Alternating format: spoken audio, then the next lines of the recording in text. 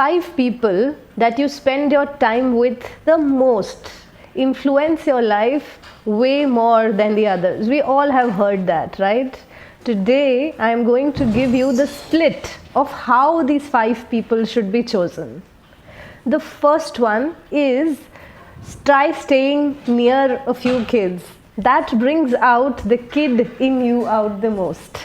These are my 2 little frogs who have brought my youth back with me. Yes, I try a lot of things with them. I do a lot of masti with them. The second person who you should be with is an elderly person. When you be with them, you realize that everybody is mortal. We end up sometimes being so proud of our being that we forget that we are all mortals. Not only their experiences, not only their health, but we also learn from the fact that their regrets teach us a lot. Go and try to speak to them once. The biggest regrets that they have in their life are the opportunities that they did not take, are the words they did not say, the health that they did not pay attention towards.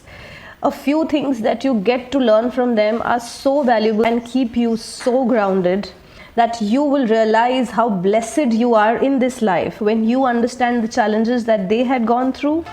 The kid, the elder person, the remaining 3 people, let me tell you. The first one would be the person whom you look up to. It has to be a person who has a growth mindset. It could be a mentor, it could be a senior person in your office, it could be anybody whom you look up to, whom you trust will be guiding you in your life, in your career, in anywhere you are stuck. A growth mindset is necessary, and let that be a critical filter through which you will be choosing who that person is, whom you can trust to guide. The fourth person is somebody who looks up to you so that you can guide them. Yes, what you learn needs to be transcended down. So somebody who looks up to you is the fourth person in your life, because when you teach others, when you mentor others, you learn more yourself.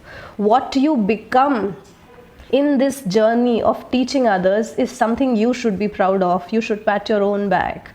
They bring the best out in you. And the fifth person is a person who loves you the most and you love them.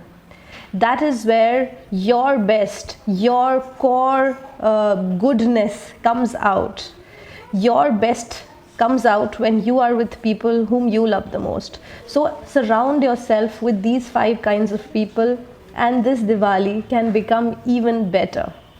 Choose to throw out all the toxic people from your life. We have discussed toxicity in relationships, and to name a few, it could be your spouse, it could even be your parent, it could even be your child.